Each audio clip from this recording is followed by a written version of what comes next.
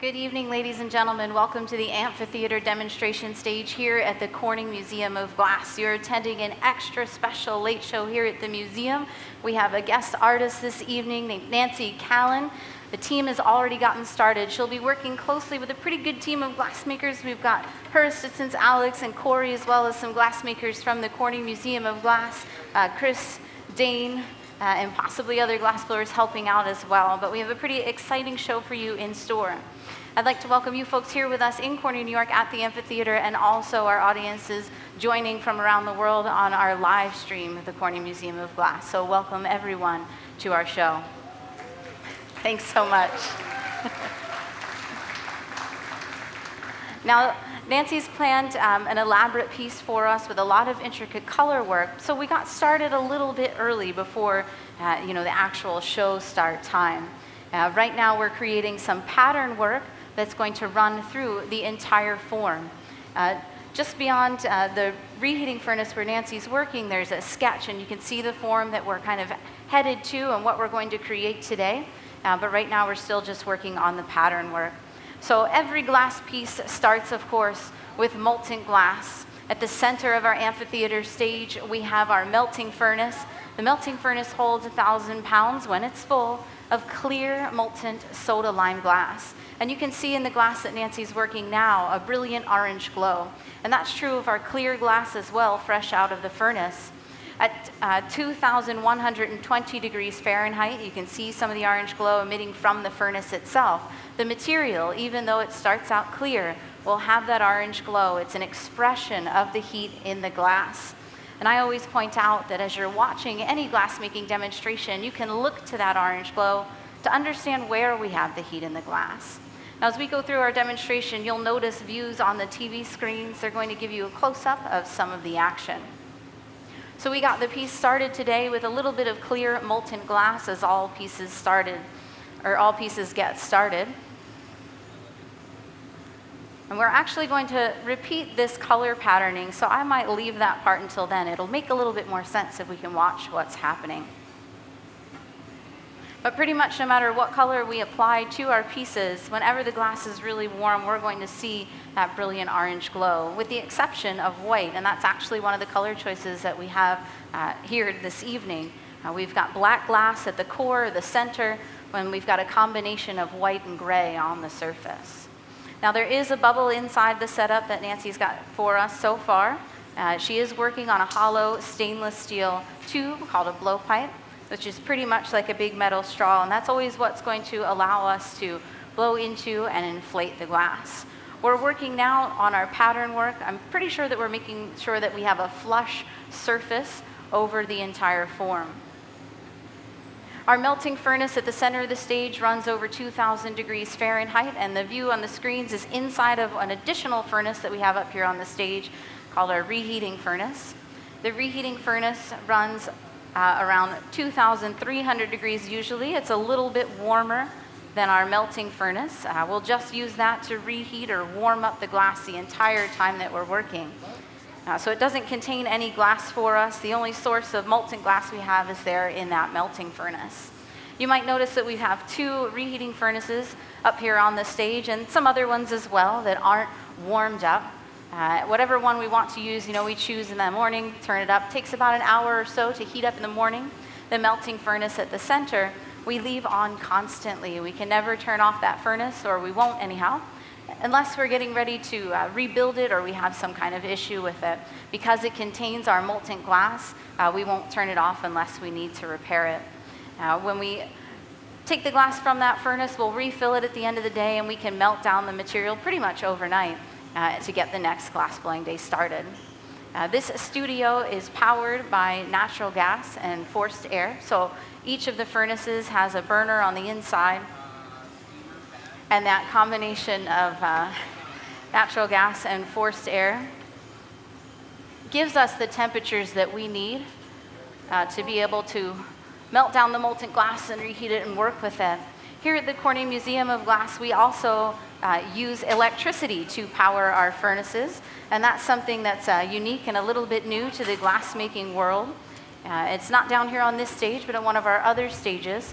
And this electric stage was developed in a partnership with Celebrity Cruise Lines, where we actually blow glass at sea. And so we've been at sea with the cruise line now since 2008, and over 2 years of research and development, we were able to create a studio where we could get the temperatures that we needed with the electric furnaces. Now you can see on the close-ups on our camera view, we have the pattern work pretty much through the entire setup, but not all the way to the end. So we're going to remove some excess glass, and this is going to do a few things for us. Mostly it's going to allow us to close off the pattern work that we've created. Now working with this material has everything to do with temperature control. So we've got the melting furnace at 2,120 degrees, and that gives us a honey-like fluidity in the glass that enables us to be able to gather the glass from the melting furnace and get started working with it. As the material cools, it sets up and becomes more rigid. So learning to balance and manage the temperature of glass is key to learning to work with this material. You know, they call us glass blowers, but inflating the glass is truly the easy part. The temperature management of the glass is what takes years of practice to learn, to understand, and to be able to work with success. So once we draw the glass from the melting furnace, you know, it begins to drop in temperature just from being outside of the furnaces. And as it cools, it sets up and becomes rigid. So it's a material, in a sense, that's in a constant state of change. You know, from one moment to the next, it's never the same material. And so the glassmaker is always reacting to that movement in the glass. Lots of things can change how the glass moves. Well, of course, the temperature, but also, you know, the different colors that we're working with, they heat up differently as well. And so we have a combination of black, which is one of our softest colors, which just means it heats up very quickly and holds that heat for an extended period of time. And the white glass, which is one of our more rigid colors, the white glass takes a while to take on the heat that we need in the glass for it to move around, and it sort of releases that heat pretty rapidly. And so that just means that we've got kind of a dynamic difference in the colors that we've chosen for tonight's piece.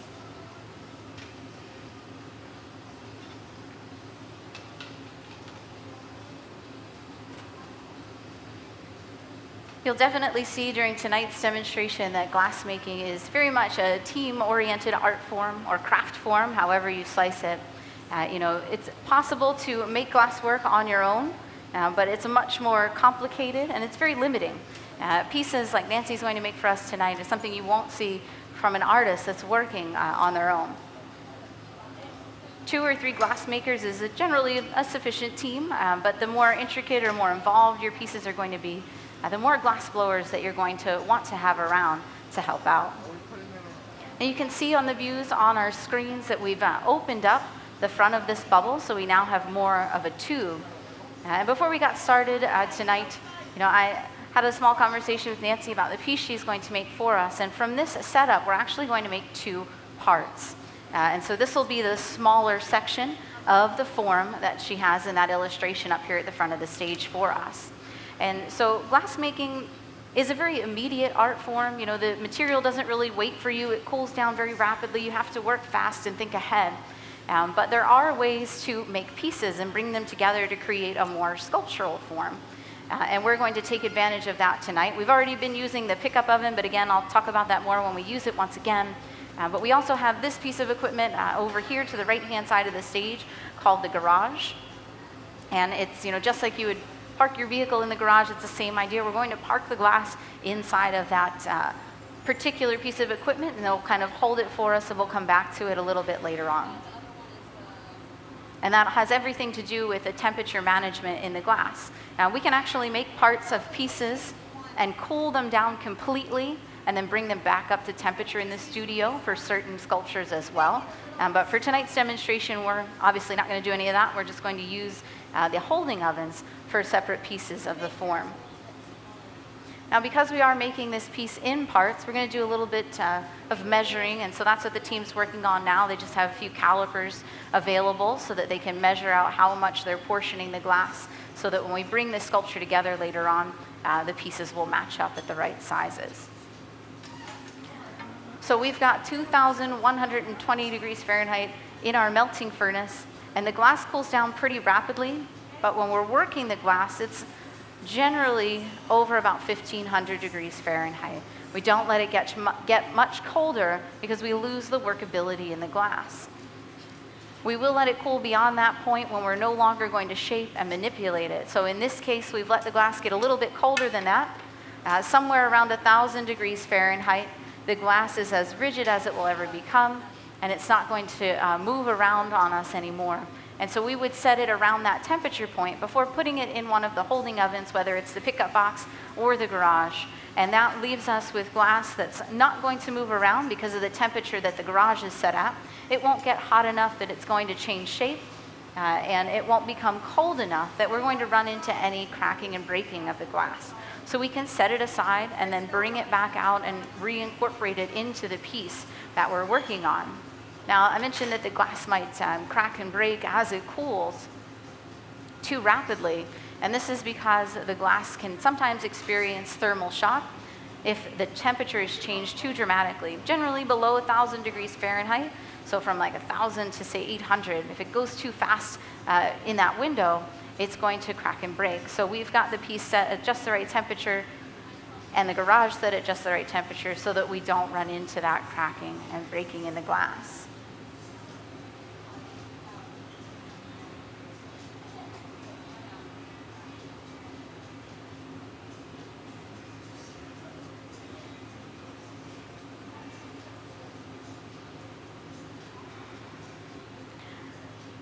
The particular glass that we're using today in our furnace and every day is a soda lime glass.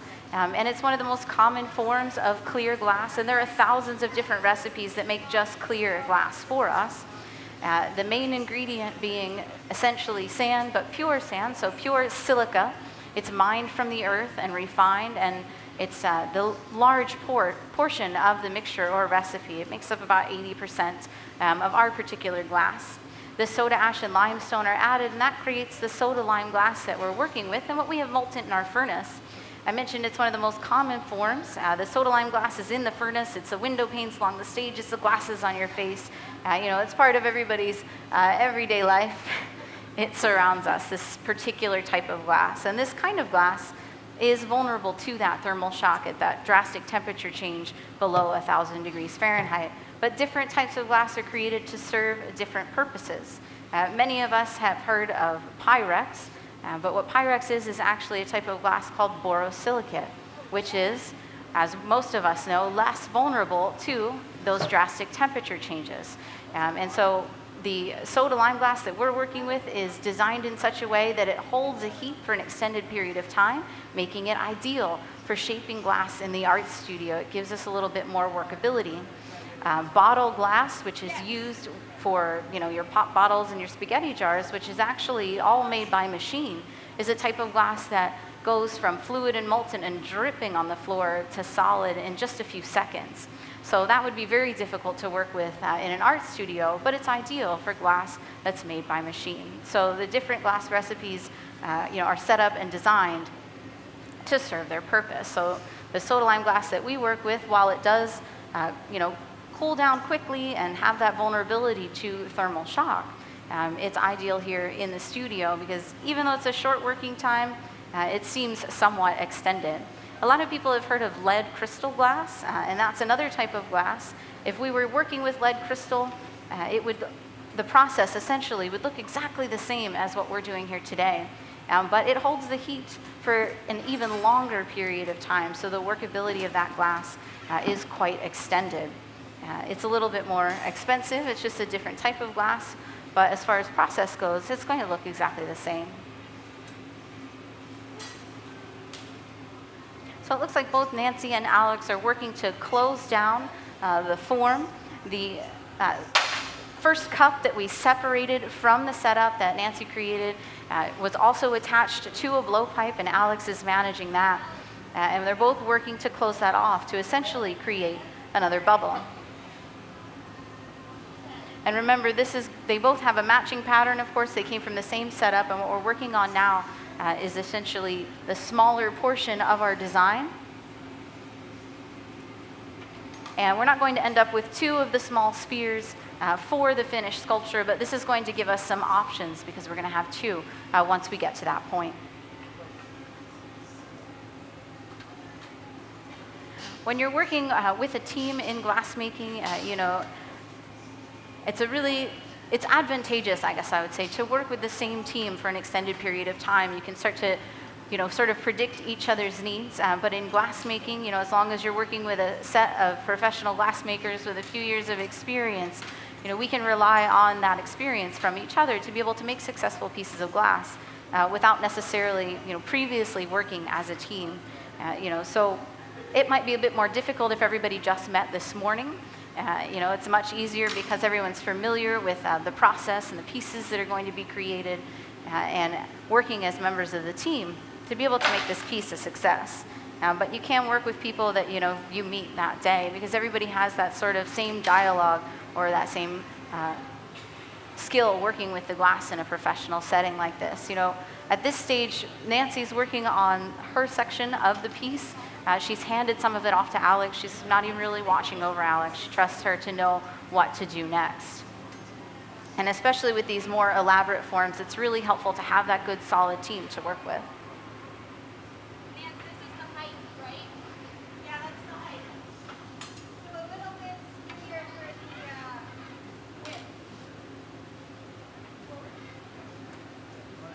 So a bit of communication going back and forth on the team. Everybody's on the same page. We all know what we're making, but still communication is necessary. And it's very typical for a glass studio to be a really loud place. The equipment itself makes a lot of noise. We're typically, we've got some kind of music playing, maybe a little bit loud.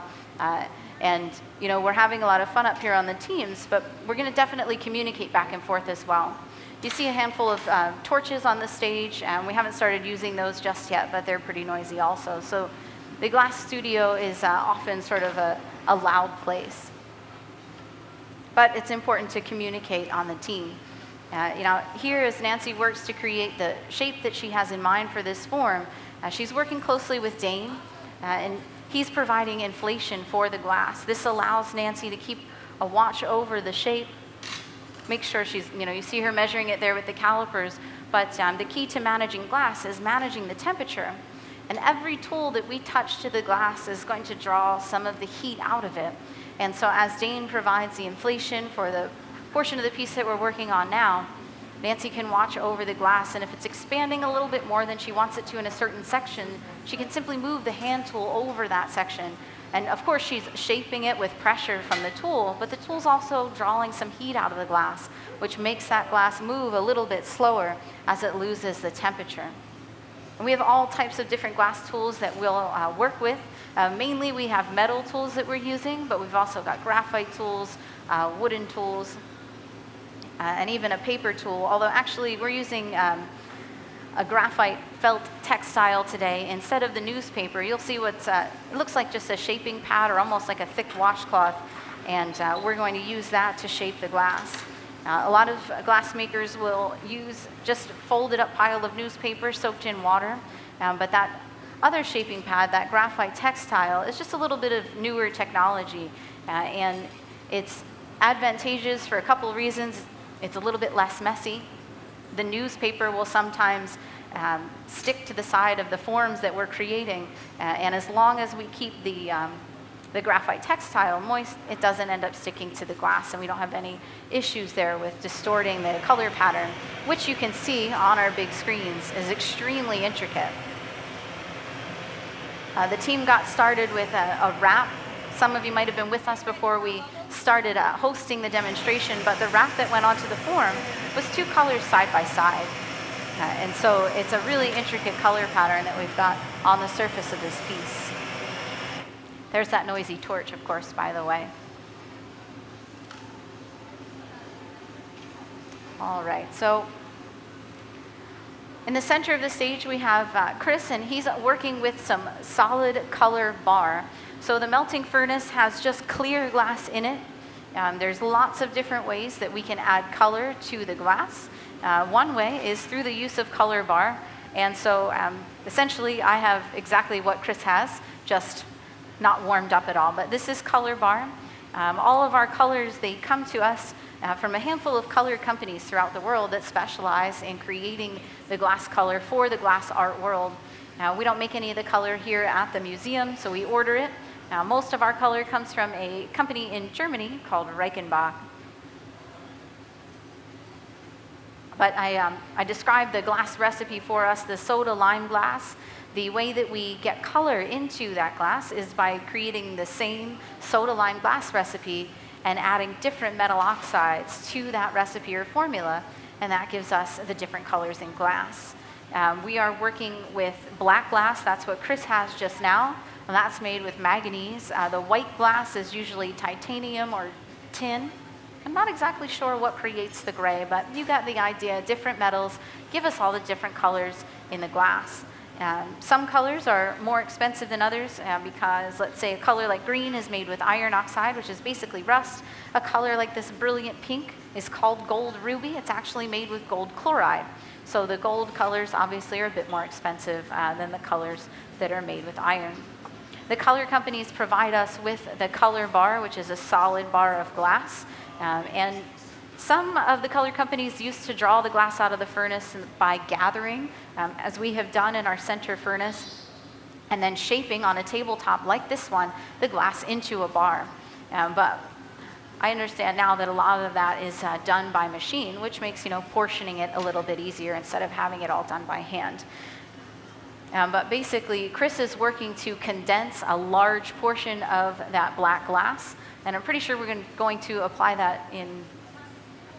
That might be actually all the color we're going to use for the single main portion of the piece.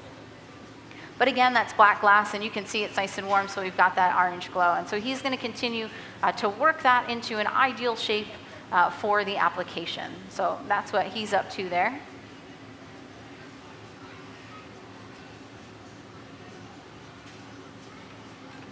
And now the form that we're creating today, it is figurative. Basically, the larger portion is the body, and these smaller spheres that we're creating is meant to represent the head. Now, glassmaking is extremely challenging. It takes many years to become a skilled glassmaker. And on average, we'll say that it takes 4 to 6 years, and that just lays the beginning groundwork. You start to understand the material, you can start to get it to move the way that you want to, you stop accidentally burning yourself and your friends in the hot shop while you're learning, and you can move on from there. It very much is a lifelong learning process, and many of the younger glass artists that you come into contact with today will have gotten started at university. There's about 40 or 50 universities within the United States that offer glassmaking as essentially as a major, or sometimes it's just part of the sculpture program. But basically, it takes years and years of dedication and practice to this material to become a skilled glassmaker. Nancy's been blowing glass now for a little bit more than 20 years. She has a Bachelor of Fine Arts from Massachusetts College of Art in Boston, Massachusetts. And so she got her degree there, but then continued to learn and study by taking courses with world-renowned glass artists. You can, of course, study glassmaking at university, but what you really need is time in the glass studio, lots and lots of practice. And so there are many facilities throughout the world beyond the university that aren't, essentially accredited schools, but will offer glassmaking classes. Here in Corning, we have the studio right across the parking lot where we have our professional education facility, a professional rental facility.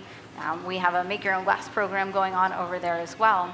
But over at the studio, through our summer months, we have world-renowned glass artists come to teach 1 and 2 week intensive courses to glassmakers, who come from all over the world to take courses here.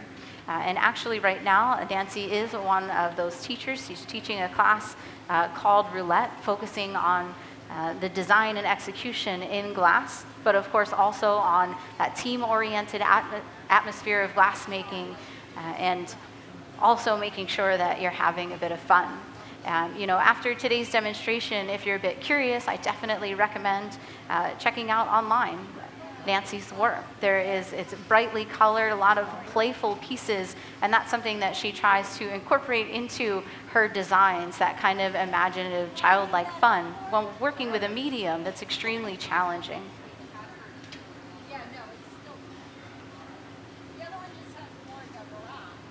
So the team's moving along. I think that first portion of the piece, Nancy's happy with the shape of it, and so we're going to place it inside the garage and kind of come back to it later on. We'll probably finalize the shape of that second sort of option or choice for the head of our figurative form and make sure that's just where she wants it. And then once we've got those two pieces set up and right where we want them, we'll put them on hold and start in on making that sort of body or that central form of the piece. So you can see there's quite a bit of coordination as far as the team goes, lots of communication between the various members of the team working together for the success of the piece. And because glassmaking is so challenging in the early years, it's great that there is this team-oriented atmosphere to the art form, because that's part of what can can encourage you to push further because you're having fun. The material itself is extremely engaging. Granted, it's a bit discouraging in those early years, but because it is that challenge, you push forward to succeed at it, and you make your way through those first couple of years so that you can begin to realize some of your designs.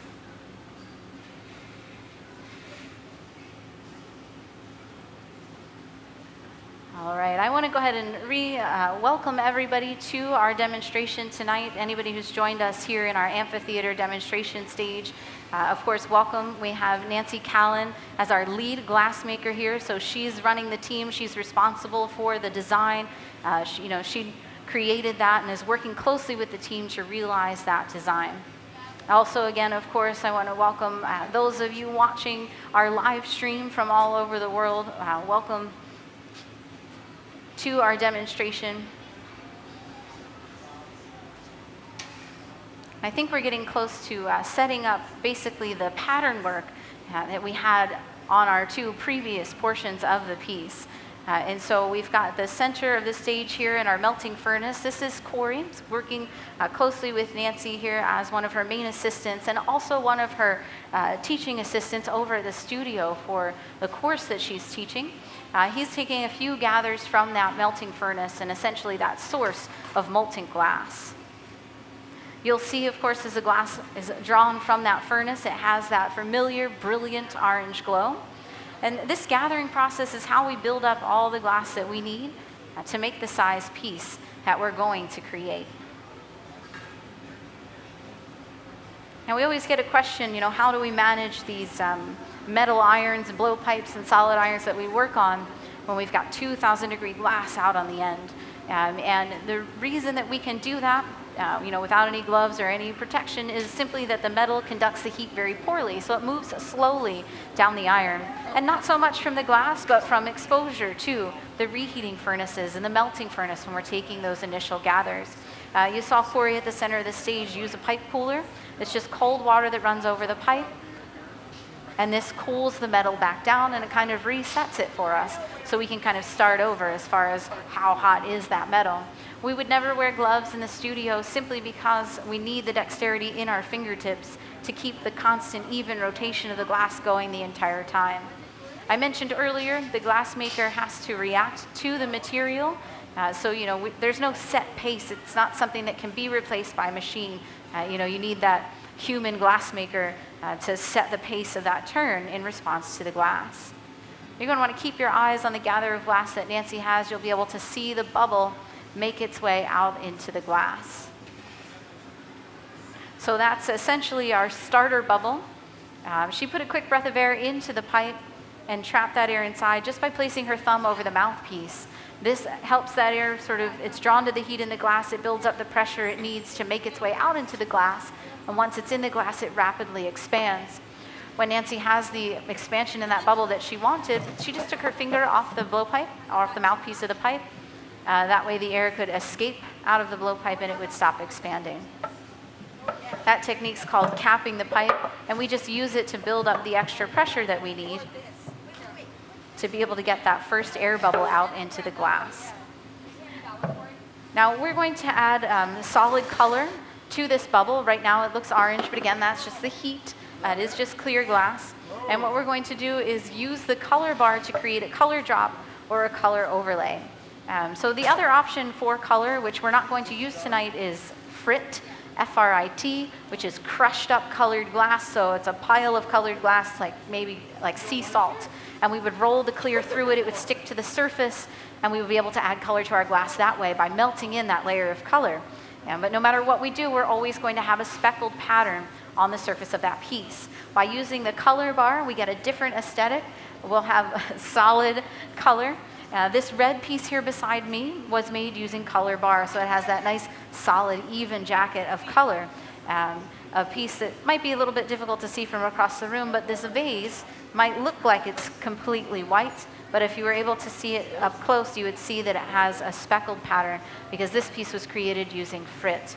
And so the frit happens a little bit faster, but it obviously changes the aesthetic of your form. So it's up to each individual artist as they go, which way they want to add color to the glass. So we know we're going to be using the color bar. Chris has been working on it for quite a while, and he's going to work a lot of heat into that glass. We want, again, temperature management. It's always key to the process. We want the clear setup or the clear bubble that Nancy has to cool down. This will cause that to become sturdy and rigid, and we'll be able to apply this color bar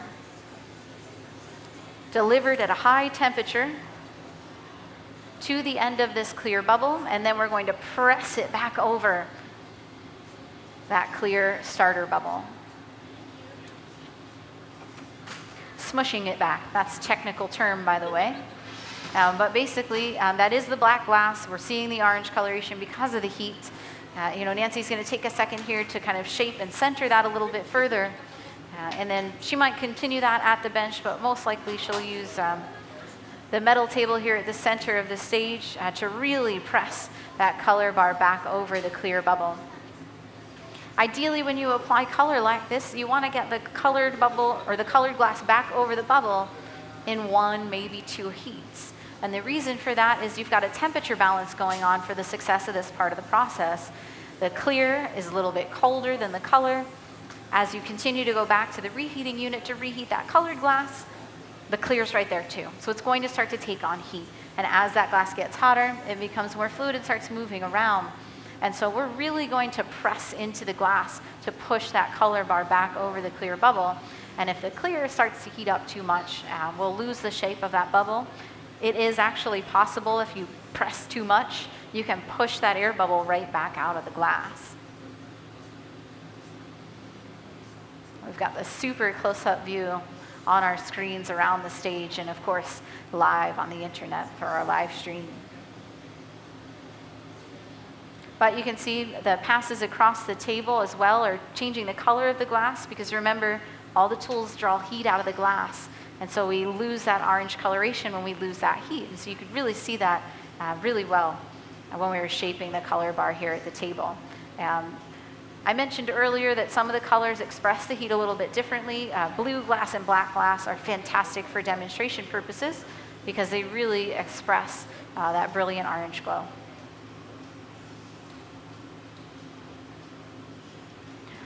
So we'll do this maybe one more heat. What we're looking to make sure that we have going on is that the surface is completely flush. Sometimes you'll see glass pieces with bubbles in them, and the bubbles are created through texture on the setup, on the bubble, before we take an additional gather of clear over top of it. If we leave any undulation or any texture on the surface of our setup, when we go to gather more clear glass over it, the glass in the melting furnace moves kind of like honey, but it's just not fluid enough to fill in every tiny indentation. And so we'll make an effort to make sure the surface of the glass is flush before we go back for another gather of glass. Now, our melting furnace is full of soda lime glass. We fill this furnace up at the end of the night, we refill it, and what we use to refill our furnace is pre-melted glass, so little cubes. Basically kind of looks like we were shoveling ice cubes into the furnace. It's just little cubes of glass. Sometimes they overlap each other and they might trap an air bubble and it'll be suspended in the pool of molten glass. And we go back to the furnace to take a gather. Sometimes you can gather that bubble out and it'll be right on the surface of your setup. There are things you can do to remove it, but it can get kind of tricky. So ideally, you don't want to have those bubbles in your melting furnace. We can do something that what's called squeezing the furnace. Basically, we raise the temperature up a little bit higher than normal. The glass becomes so fluid that it moves like water, and the little air bubbles just shake their way to the top, and at the surface they pop. So we can get rid of those air bubbles in the melting furnace like that. But if we want air bubbles in the glass, we can simply create a setup that has texture to it. There are molds that we can use. One that, if you order it from the company that creates it, it's called a diamond facet mold. But here on the stage, if we're going to use it for the bubbles, we just call it the bubble mold. But basically, it will create uniform indentations all over a bubble for us. We'll gather over it. We can trap those air bubbles between the two layers of glass and create some bubble pattern work in the form. There's a handful of other kind of exciting ways to create bubbles in the glass as well. If you take a setup like this, dunk it into a bucket of water, you swirl baking soda in there with the water, and then gather over it, the baking soda kind of effervesces and creates all of these bubble pattern work in the glass that you're creating. So lots of options if you want bubbles, but the only option if you do not want them is, of course, to make sure that there's none floating around in your furnace, and to make sure that you have a nice flush surface on this setup. So again, this is black glass, and what we're going to do with this is apply a wrap over it, but we're probably going to put some more layers of clear glass from the melting furnace before we get to that stage. But we'll create a wrap just like the one that we had on the smaller setup, so we'll be able to see that process again as well. And of course, if you missed it in the beginning, because we did get started a little early for this piece, you'll be able to take a look at how we were able to achieve it. So now that we've got the color basically set up where we want it, we might take a reheat, we'll do a little bit more inflation and really make sure that we have that air bubble centered in the form just where we want, and make sure that we have an ideal shape to gather over.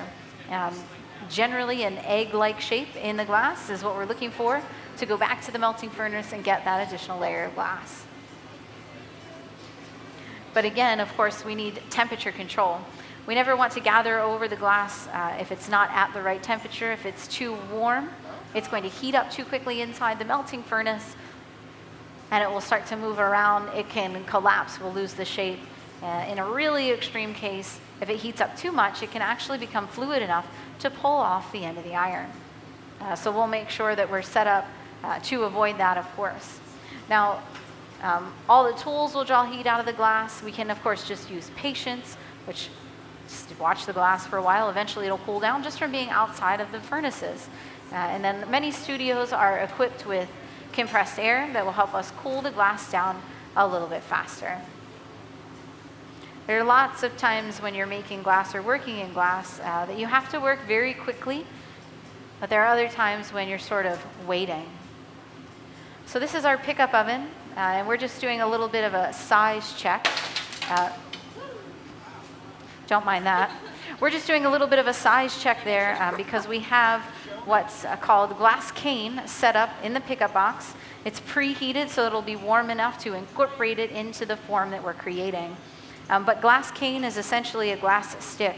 So color bar like this, we gather clear over it, and then we pull it across the studio or the stage, and we stretch it into what are called glass cane, but I usually call glass sticks. So then we have this form. Usually the diameter of a number 2 pencil is ideal.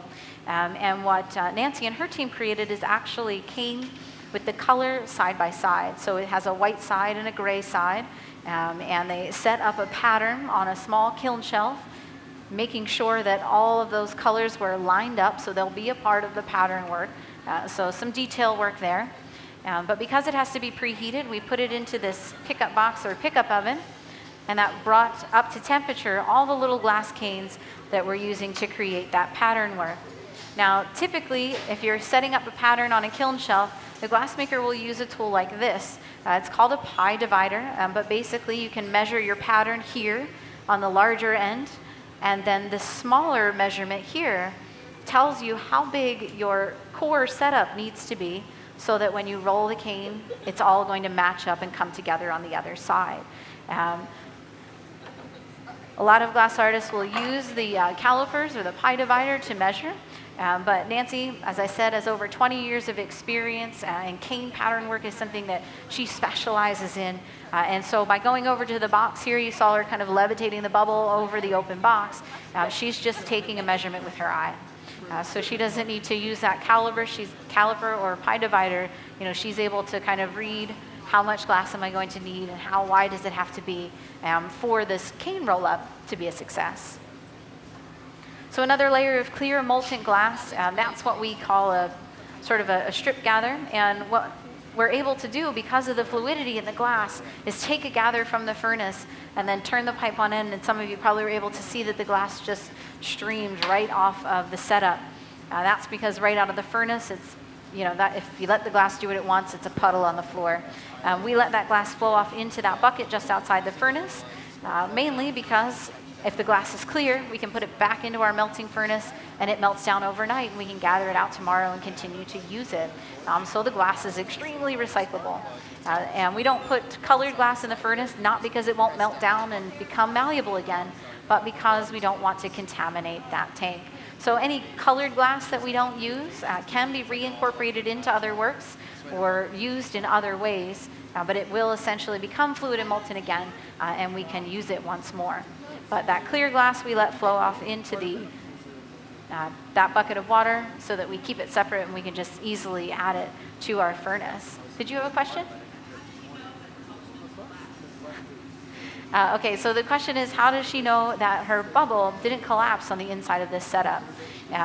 She knows through her years of experience in temperature control. She went into the furnace and took that gather over a core setup that she knew from all those years of experience was cool enough so that she wasn't going to lose that bubble. But you do see as you're watching her closely, she's doing some shaping and centering of the glass. She put another breath of air into that setup, and she watches over it closely, and she can still see that expansion. If you remember when we did the starter bubble earlier on, we would do a similar thing. After we pressed the color back over the clear bubble, she got it nice and warm and put a little bit more air in there kind of to make sure and to check on that air bubble in the glass. Something that, you wouldn't really see even if you're up here but only, I know that glass artists do this because of my years of experience working in the field. But as Nancy was shaping the glass on the marver, her backhand actually was over the mouthpiece of the pipe, because it is possible when you're pressing the glass into that cylinder to push the air bubble back out of the blowpipe. And so you can prevent that just by holding your thumb over the mouthpiece of the pipe. Now, if I ever need to do that, I need a helper, because I'm not skilled enough to keep that nice even rotation going with 1.5 of my hands. And so I would have just asked someone else on the team to come over and follow around the back of the blowpipe and keep that closed off. By trapping the air on the inside, it's kind of like having a tool on the inside. It makes sure that the glass won't collapse. And that capping technique, it's still going on right now. Corey's helping out with that as Nancy really refines the shape that she wants, and I'm pretty sure is setting up the width that she wants for that cane roll-up. But by keeping that air on the inside, it makes the glass form around that air. And that's a technique, that capping the pipe technique is used very often in glass making. In situations like this where we want to make sure that we aren't pressing the air back out of the pipe. And if we were going to make a form like a very low bowl or a wide platter, the glass artist would create basically a sphere, heat it, and point it towards the ceiling using gravity to assist them. Gravity would settle that bubble back, but if we cap the pipe, that bubble settles over the air inside, and we still have a pretty rounded form as it drops into an oval. But if you don't cap the pipe, the bottom half of that sphere is just going to cave in on itself. So it's a technique that we use fairly often to manage that part of the glassmaking process, to make sure that we don't lose that air bubble and make sure we keep a nice uniform shape.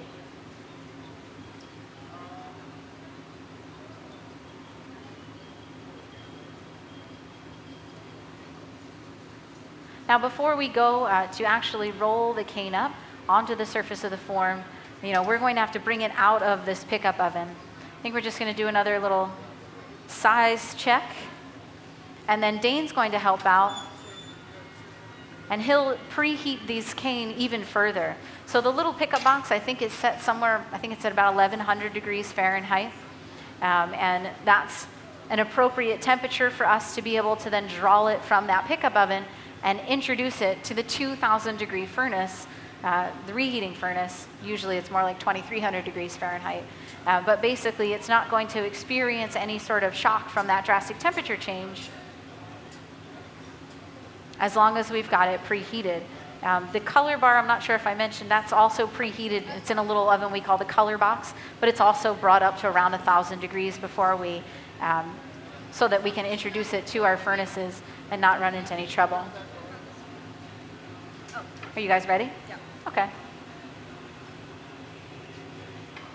So Alex is going to remove the pattern from the pickup box. We'll set it on, this is called a Pastorelli fork. And this is going to allow Dane to preheat the cane pattern for us. And now, we're moving pretty slowly. We want to make sure that we don't shuffle things. Because remember, as I explained, that cane, the diameter of a number 2 pencil is white beside gray. And so if it rolls just a little bit, we're going to lose part of our pattern work. It's going to be on the inside of the form, and it'll just look like a piece of white cane. And so surrounding the cane are these little, they look like tiny bricks. You can see them on the screens around the stage. They're called ferretti, but that's just to keep that pattern work in check. And as we raise the temperature of the cane pattern, the glass will start to become tacky. The hot glass sticks to the other hot glass, or anything that's hot, really.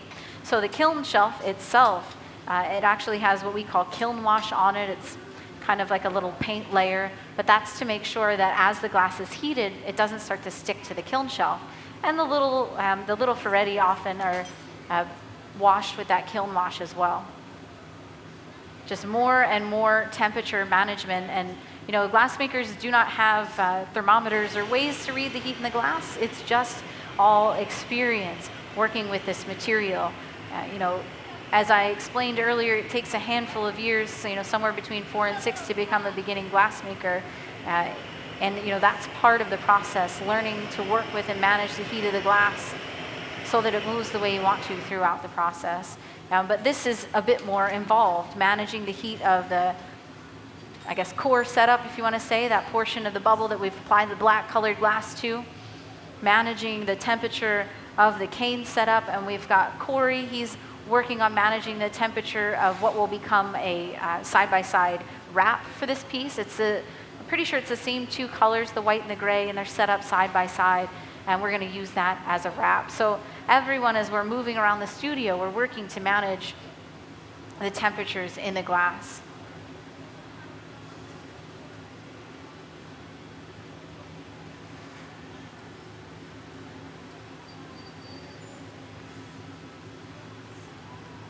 Our furnaces as well, we've got an extra helper who's helping out there, just opening and closing the doors, and that's a really important part of the process because we're keeping the furnace as warm as we need it for the success of the piece. Just like, if we leave too many of those doors kind of hanging open and we don't have anybody to help out with that, we lose the heat in that furnace. And it recuperates the heat pretty quickly, but remember, as I was explaining, the change in the dynamic of the various colors and how all of that can affect how the glass moves. If the temperature in our reheating units cools down a bit, it's going to take us longer to heat up the glass, things like that. It just changes the process. So it looks like we needed one more gather of glass out of the melting furnace to really get the amount of material we're going to need for our final piece. Now, gauging how much glass do I need to make the size piece that I want to create is something else that comes with years of experience working with the material. And when you're making a sculptural form like this, especially because we're going to be adding the 2 parts together, you want to make sure that you have a sufficient amount of material for that core shape. Because when we go to apply the 2 pieces together, if the core shape, basically if it isn't thick enough, it's going to make things a bit more difficult for us when we go to add that additional part. Not only in the process of applying it, but just the heat management as well, keeping that balance.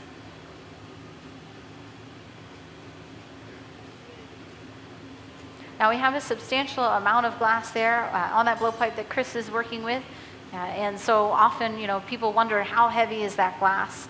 Amongst glass makers, we are going to communicate with each other by saying that, I made a piece of glass and it was 4 gathers. We probably wouldn't communicate to each other, I made a piece of glass and it weighed 15 pounds. Obviously, we can make sense of 15 pounds, but using the, I made a 4-gather piece kind of terminology is just kind of glassblower lingo that we'll all understand. And the thing with 15 pounds of glass is that it feels more like 45. General rule of thumb is times 3. And what that is leverage. Basically, we hold the glass on the end of the pipe. It's far away from our body, so it feels heavier. You add into that the fact that the glass is generally moving around, wiggling back and forth. This is something that's going to exhaust your muscles, and that starts to make things feel heavier. If you pick up a salt shaker and hold it in front of you, it weighs nothing. If you stand there for 10 minutes, it starts to feel like it weighs something, but it has nothing to do with the salt shaker itself. It's just the exhaustion of your muscles from holding it out in front of you for so long.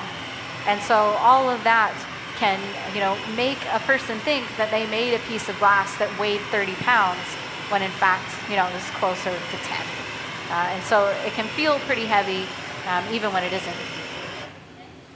Most of the average size pieces that you see along the front of the stage are 2 and 3 gather forms. So not too much glass, but again, it can always feel much more substantial when you're working simply because of those factors of leverage and managing the torque that the glass creates when it's moving around.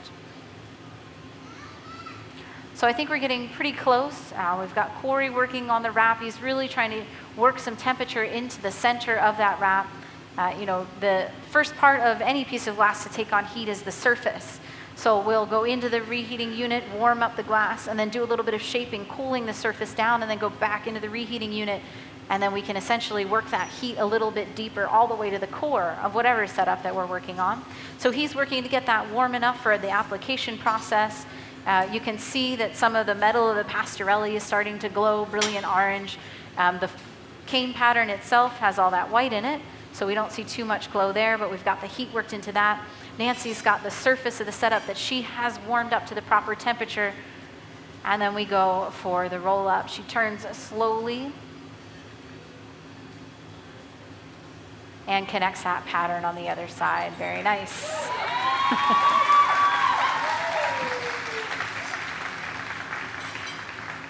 Now that kiln wash that I mentioned on the surface of the shelf, you can see it's basically dusty. And so if we leave it on the surface and we go to the reheating unit and start to work temperature into the cane and really get that moving around and warm, if there's any little flecks of that kiln wash, it's going to become part of the piece. And we can solve that problem by doing a little bit of cleanup before we go in and take a reheat. And so, we just manage the temperature correctly, so there's plenty of heat for us to roll that cane up, do a little bit of sweeping before we head over to the reheating unit. That way we can make sure everything's nice and clean, and then we can really close off that pattern.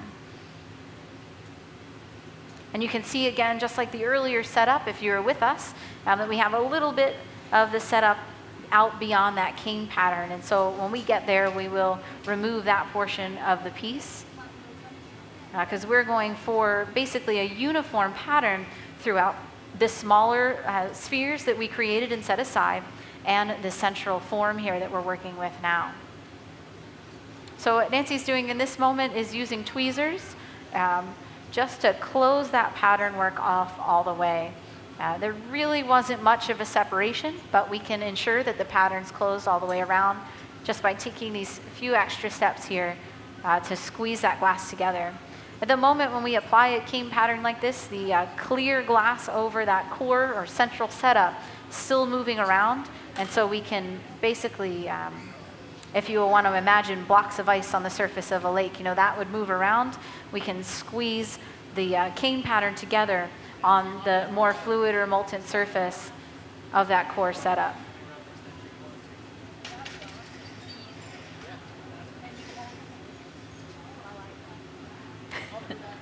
All right, it looks like we're going to do a little bit of extra cleanup work. I was just listening in with the team. So I'm not sure what's exactly going on, but if there's a little bit of something on the surface of the glass, we can actually kind of grind it away. Well, we're going to use a Dremel. The Dremel has a diamond embedded bit on it, so it's an industrial diamond embedded drill bit. And we can use that to grind away some of the glass. So we can remove flecks of mystery material or imperfections off the surface so that it's not part of our final piece. And so we have the Dremel all set up, just ran and got an extension cord. For those of you that don't like the dentist, just try not to hear the sound of the Dremel grinding away glass from the surface of the piece. But again, we've got those amazing close-ups there. Our AV team is, of course, live and following the action around the whole time that we're working to give you these really close-up and unique views into the glassmaker's world. And so this is a little bit tricky because basically that glass is packing a lot of heat, and we are, inches away from the material, and you can see that Dane and Chris, or maybe it's just Chris, are helping out there with some wooden boards shielding Nancy's fingertips from the heat of the glass. There's lots of different options for sort of safety equipment there to kind of protect us from the heat. But a wooden board between the glass maker and the material is like building a wall that protects us from that heat. And so depending on the piece itself, I've seen teams of glass workers working where you've got the lead glass maker sat at the bench working on the form, you've got some assistants shielding that lead glass maker, and then more assistants shielding those assistants to protect everyone from the heat. Other options that we have, are basically the heat-resistant materials like Lomax or Kevlar. We can wear them in the form of sleeves, like you cut the end of a sock off and pulled it up over your arm, and that will help shield you from the heat. But really, assistant with a wooden board or with a shield is your best bet to protect you from some of that radiant heat. And so this is a little bit of a process, because we need to spend the time removing the whatever from the surface, and also make sure everything stays up to temperature. And then once we have, all of the maintenance, or if you will, completed, we're going to come back and have to reheat the glass and melt away any of that sort of frosted surface that we've created or any undulations or indentations on the form before we really get going once again. So we might spend a little bit of time doing that. Did anybody else have a quick question about glass or any part of the process I might be able to help with? I think I'm going to come out to you instead of having you shout over everything.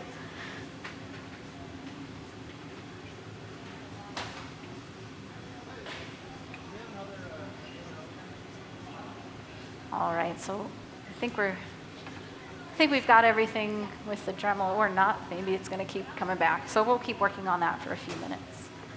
Go ahead, dear. Excellent. Okay, so the first question is, what are they making? And you can see the white sheet of paper there in the center of the stage, and you can see a large rounded form and then the small one affixed to the surface. It's right here in the center. Oh, okay. So that's the form that we're creating. It's basically a figurative form representative of a head and a body. And so that's the shape that we're creating. If you were here the whole time, we've actually got the smaller portion set aside in the garage or the oven. We're going to get to putting it together as soon as we've got the pattern work done on this piece, and we'll inflate that central form, and then we'll bring the two back together. The color patterning in glass is something that can take the longest amount of time. It can be very intricate and very involved. So sometimes, if you see a piece of glass being created and it takes 2 hours to create, an hour and something might be spent on just the color patterning work in the glass. Excellent. So my other question is, how do we flatten the bottom of a vase? And basically, we would create a mold to turn the glass inside of. Typically, it's a hand tool on the sidewalls and then a board brought to the base of the bubble, and the glass artist and the assistant will press the form in to that more or less kind of handmade mold there in the moment, and squeeze the glass in between those two tools, pressing the bottom flat. Why is it never flat and it's curved at the bottom? So most people, maybe you're familiar with the bottom of a bottle, like a wine bottle. And the reason for that kick is that a finished piece will set on the table more easily on a ring rather than a completely flattened base. And also, if you remember, I was talking about capping the pipe. If we don't cap the pipe and you press a board into the bottom of a bubble, it actually will cave in on itself as the air escapes the back of the blowpipe. So you can prevent a severe kick if you use that capping technique. So here comes our side-by-side wrap, and the team's using something called a machine wrap or a threader. Absolutely, thank you. And the threading machine enables us to create a nice, even sort of distribution of that wrap. So once we're ready, we'll be able to set it in those rollers and turn, and the pipe will draw itself back down the rollers. A lot of times we'll apply wraps at the bench, but of course we just have the length of the bench rail to be able to complete that turn. And it's a pretty short bench rail, so we'll run out of space rather quickly. By using the thread wrap or the machine wrap, that enables us to keep turning in one direction for a longer or for an extended form. And we're just going to check things out. Basically, the wheels there, you can set them to different angles, and that's going to dictate how far apart each band of glass that you're winding is from the one before it. So if you want a really wide separation, you tilt it a certain way. If you want them really close together, you tilt it another way. So they're just doing looked like they were doing a little test, probably just used some chalk to draw on the pipe there and see how far apart the lines were going to be.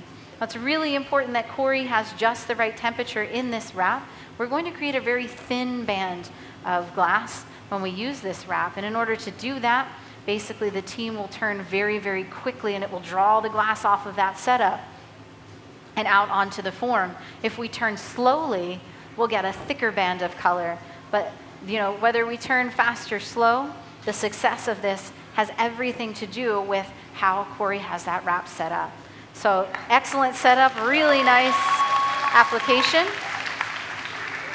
And we got that side-by-side color wrap applied all the way down the form. You could see, because we were right up in it on our screens around the stage, how we got that wrap evenly distributed on the form.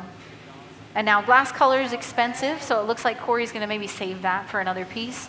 I don't think we're going to apply any more to this particular form.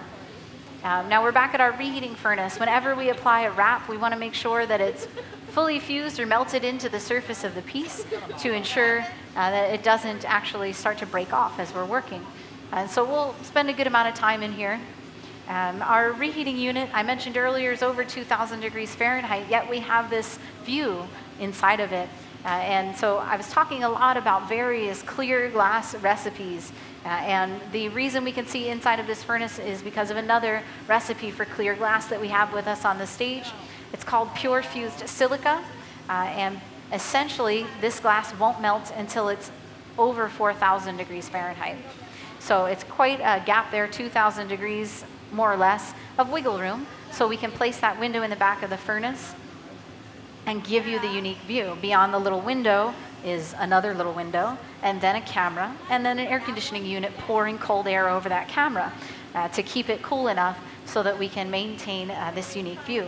Now, the fused silica glass was developed right here in Corning in the 1930s, and it was created sort of by accident in an attempt to create man-made quartz.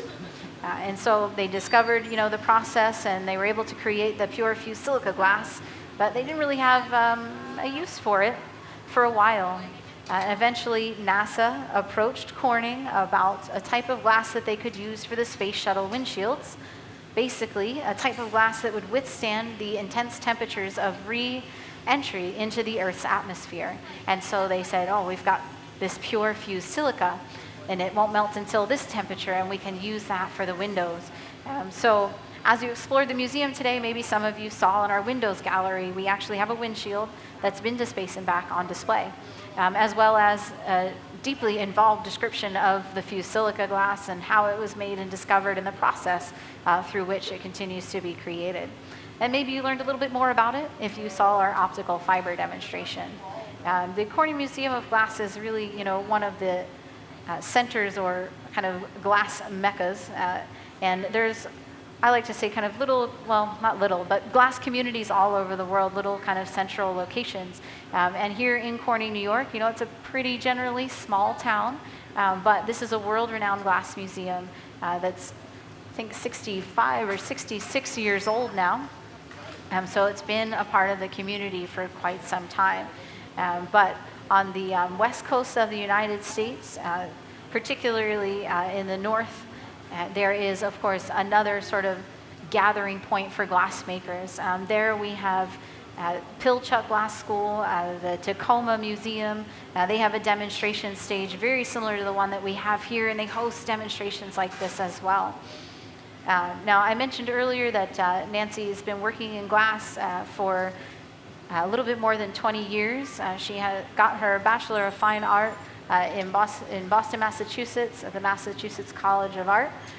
But then she continued further in her studies, and she worked closely with a glassmaker by the name of Lino Tagliapietra. And he's a world-renowned glassblower, an Italian glassmaker, and she worked closely with him for, I think, a little more than 10 years directly on his team, and then has worked with him in other venues as well. And also, Nancy teaches at many of these sort of communities in glass, mainly on the West Coast, but teaches at the school called Pilchuck. There's another school called Haystack, which is on the West Coast, and of course here in Corning, New York. And I mentioned earlier that her team, Corey and also Alex, who's currently wielding the piece that we're working on, the two of them are working with Nancy over at the studio of the Corning Museum of Glass, teaching a course called Roulette. But both Alex and Corey are her teaching assistants, so they're a pretty tight team of glassmakers that are working together in that educational facility to teach that class. And so pieces like this, were actually maybe not as elaborate and involved, but she's making pieces every day to kind of do these demonstrations to teach the coursework over there, and then working closely with the students, helping them to realize the designs that they have in mind. Looks like we are doing another wrap, and that's just going to add to the intricacy of the design. I'm not quite sure about the specific glass color that we're using, but there is a type of colored glass called Duro, which is essentially, we'll always take that excitement. When you're watching glassmaking, I explained earlier, it's always a loud environment. So if you see something you love, just go for it. It adds to the fun that we're all having. And now silence. All right, so I think now we've got all the colored work applied to the form, and we'll start to really get into some of the glassmaking, of course, after we melt away any of the texture that we have left on the form. Not quite sure if we're going to go back to the melting furnace for another layer of glass, but it is possible. All of the equipment that we're working with up here on the stage can be built all different sizes. You see just beyond Dane and Nancy off to your left, we have another reheating furnace, and you could live in that one. It's really, really gigantic. And so occasionally we turn that one on. It takes a significant amount of time to heat up, but everything can be built to all different sizes. We have our furnace here today holds 1,000 pounds of clear molten glass. I've worked out of a furnace that holds 10,000 pounds of clear molten glass, and so and one that holds 75 pounds. So it's all can be built to accommodate different size pieces. And that goes right down to our handheld equipment, if you will, as well. The blow pipes, the punties, and the solid irons that we work on, all different sizes to accommodate the different works. So if you want to look closely, Nancy's got that move going on where she's capping the pipe, holding the air inside as she shapes the glass at that Marver table. The Marver table, by the way, just a steel tabletop. Works great as a table, of course, but really is a shaping tool in the studio. So doing a little bit of shaping, keeping the pipe capped to keep that air pressure on the inside, and then a little bit more inflation. Watching over where the glass is moving and where it's inflating, and setting up the shape that she wants. We want to make sure that we have that nice, even bubble through the center of the piece, of course, before we move on. And I might be getting ahead of myself, but I am pretty sure that we're going to get rid of that little bit of excess material where we don't have the pattern work. Everybody's working really hard, as you can see. I mentioned it earlier, but that team-oriented atmosphere of glassmaking is really one of my favorite parts of the process. And when you work, with the same team for quite a while, and you become more comfortable, you can start to have a little bit of extra fun.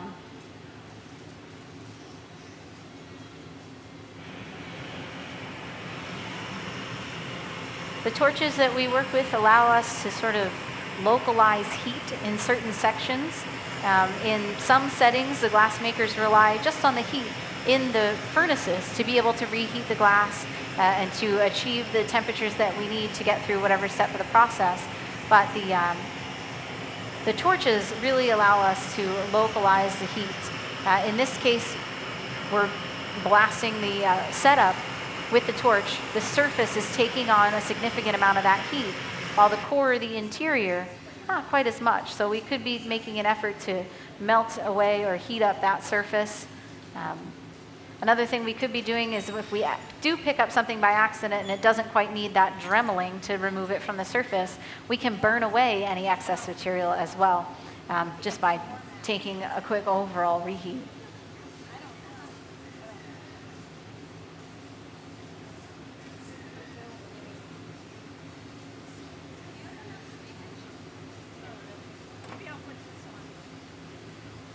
All right, now as we start to work on this larger form, we're going to really start to feel some of the heat. And I mentioned earlier about the shielding, working with assistants that protect the glass artist from some of that radiant heat. But maybe a Lomax or a Kevlar sleeve, you can see just that Nancy is suiting up with a little bit more clothing, and that's just going to help shield her from the radiant heat. Generally speaking, we all want to have some safety glasses on. And you don't want to be wearing sandals in a glass studio, not only because of broken glass, but also because of the hot glass. If we separate a little bit of glass from this form and it's on the floor, you don't want to accidentally step on it or accidentally get it under your toes or anything like that. So closed-toed shoes are a good idea, as well as the safety glasses. But beyond that, it's all of our, our own choice, whether we have shorts on, long pants, whether we wear the Kevlar sleeves or not. And the bandana is not just because it looks cool, but she's going to be able to put that up over her face, and that's going to shield her a little bit from the radiant heat coming off the form. So we did do a little bit more inflating. And generally, the only reason that we'd be pondering the glass and allowing it to cool down at this stage is to go back for another gather.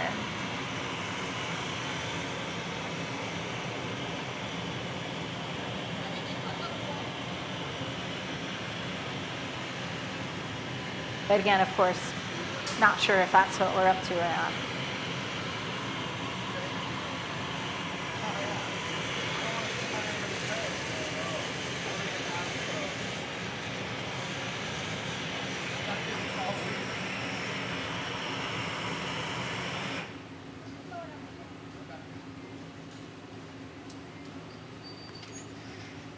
By preheating certain sections of the bubble, when we go back to the reheating furnace here, the whole setup is obviously going to take on some of the heat from that reheating furnace, but wherever we've applied the heat from the torch, it's going to kind of have the lead. It's going to heat up a little bit faster. And it looks like we're getting ready to maybe start working on setting in a constriction line into the base of this form, just off the end of the pipe. And that's going to come into play later on. But I'll hold off on describing all of that and make sure I'm not getting too far ahead of myself. But at this stage, Nancy's relying on Dane and his years of experience working in glass and understanding how to move the material around and to get the right heat for the next step. The team, obviously, they're communicating really closely about what's going to happen next.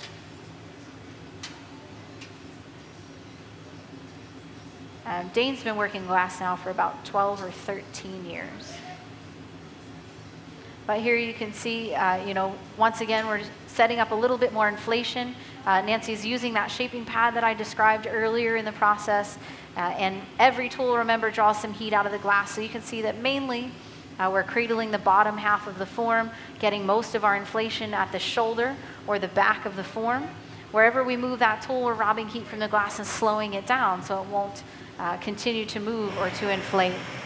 And then again, localizing that heat at the part of the form closest to the blowpipe. And then we'll get ready to set in that constriction.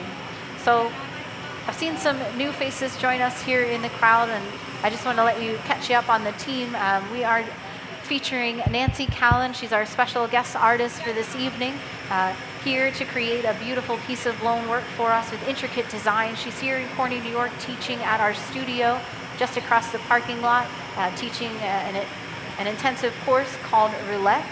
Many of her students, I believe, watching over the demonstration here this evening. But she's with us. She's got her team, Alex and Corey, helping out. They're also helping out at the studio as her teaching assistants, working alongside the class. And then a handful of the glassmakers here from Corning, New York. We have Dane at the pipe, Chris and Enon also helping out, and of course, our media team helping out to give you all those unique views, and our AV team above. And so welcome to our demonstration, and of course, welcome to our viewers, maybe just tuning in or watching through the entire demonstration online. Tonight's demonstration is a part of our live stream program, and so I'm pretty sure it doesn't happen immediately, but eventually these videos are all going to be up and available for viewing online. So this is the constriction line that I was mentioning. Nancy's using tools called jacks. So sometimes we call this a jack line, but whatever you call it, we need this constriction in every piece that we create. Whether it's a traditional form, this evening we're making more of a figurative form. Even if it's a solid sculpture of a dinosaur, we're always going to set this constriction line in. This creates a structural weak point in our glass that we take advantage of later on to be able to separate the piece from the pipe. So you might see them reinforce that line. The smaller the line is, the easier it is to guarantee a nice clean break away from the pipe. And we'll get to that later on. But basically, we set that constriction in. It's just like the creases in a chocolate bar. Or if you folded a piece of paper in half and pressed that crease down flat, you can tear the piece of paper in half nice and evenly, right down that line. It's the same idea with the glass. When we get ready to break this piece free from the pipe, we're looking to create a crack that travels or wraps right around that line. So we'll reinforce that line as we go. Every time, we take on another heat and start to inflate the glass a little bit, everywhere that the glass is hot, it's going to move. Now we can control that movement by controlling the temperature. You saw quickly there that we applied a little bit of the compressed air over that constriction line, and that's to help give Dane a little bit more stability, cooling that glass down so that it's rigid and it's not moving around. That way Dane can get a stronger or a more intense heat on the entire form or the entire setup of the piece. Once you create that constriction line, it can be a little bit like a hinge. Now, we're always working against gravity's pull on the glass, but we also take advantage of it as well, which I'm sure I've described at this point, but you can see the team using it now, pointing the glass towards the floor. We know that's going to help us to stretch and lengthen the glass. You can see the glass increasing in size as they work on that inflation. Again, holding that shaping pad over the form where we don't want that glass to inflate, and really working towards the shape that Nancy has planned, which is hard to get a really good look at, but is on the illustration there up at the center of the stage. Now we can also create a setup in the glass that's going to help us to extend the glass in the way that we want to, and that's what Dane's working on now. He's basically building up a heat gradient in the form. You can see that the nose or the end of this bubble is spending the most time inside the reheating unit, and so it's going to take on the most heat. The middle section of the setup, it's got the middle section of heat, and the shoulders, he's really not putting them into the furnace too much. So this is going to create basically a heat gradient in the form so that when he leaves the furnace and points it towards the floor, it's going to stretch out and lengthen, but it will do so in a tapered form because the end of the bubble where we've got the most heat is going to move the fastest. And we've got that black colored glass there as the background, so you can kind of see that heat distribution in the form. Mostly so far as we've been creating this piece, the temperature's been more or less uniform, so we haven't really been able to see that separation. But now that we're focusing the heat on the form, tapering it or setting it up in a gradient so that the form drops out into more of a taper, you can really see that heat definition. Oh my goodness. So Dane.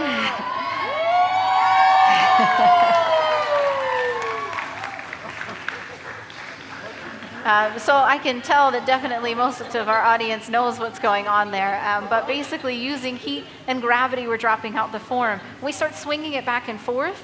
That adds a little bit of force behind it. So it's going to stretch the glass out a little bit faster. Keep in mind that as Dane swings it back and forth, he's still rotating the pipe to keep the form cylindrical. If he doesn't rotate the pipe, it'll actually flatten or oval out.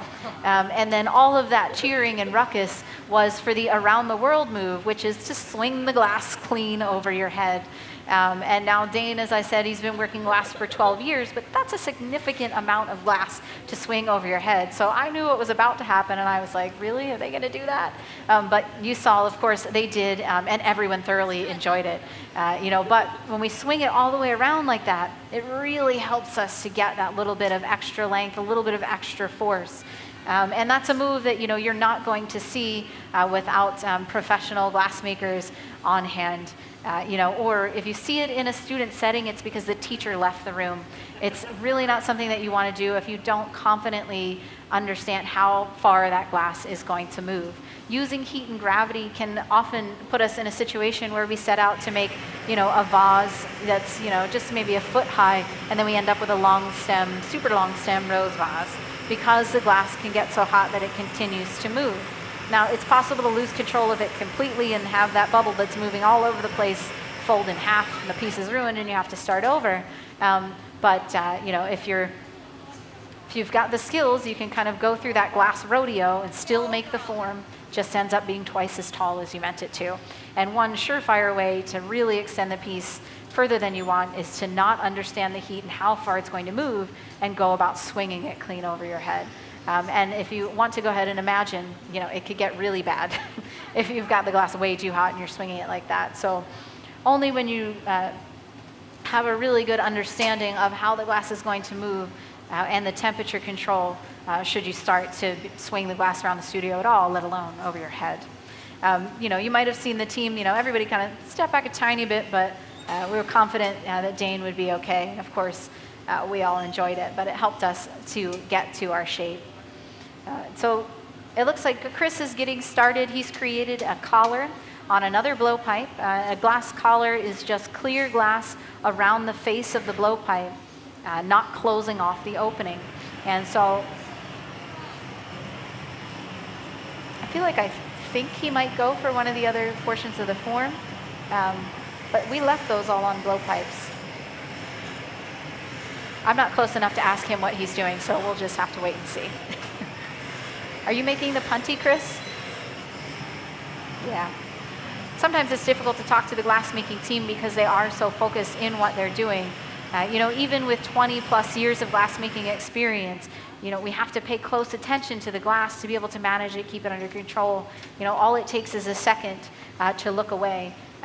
Something as silly as going to reheat the glass and tagging it into the sidewalls of that furnace. That's easy to do if you look away, trust me. And of course, the inside of that furnace, upwards of 2,000 degrees, is warm enough to stick to the glass.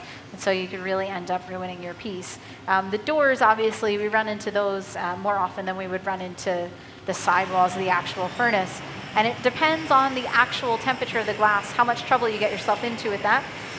If the glass is really hot, it might stick to the door and then you leave the furnace and there's just this thread-like glass hair connecting the piece you have to the furnace. And most often you can break that away and maybe not do too much damage to the piece. But sometimes the glass will stick to the door and you pull a piece of that brickwork off. Then you've got brickwork in your glass. And so that's a little bit of a bigger problem. But the shot on the screens right now is great. You can really see that pattern work in the glass. We had, of course, the dual wrap that we applied to the surface with the side-by-side colors, the original cane pattern on the form as well. Really gorgeous patterning work on the form.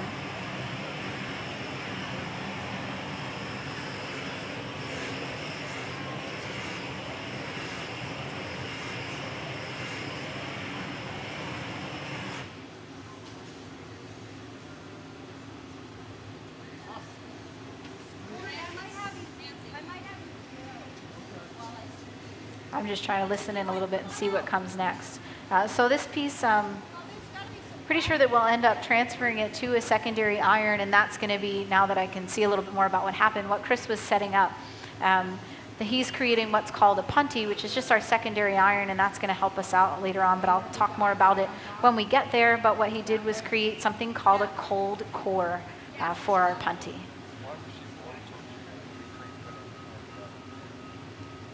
So the question is, why was she using the torch in between placing it in the oven?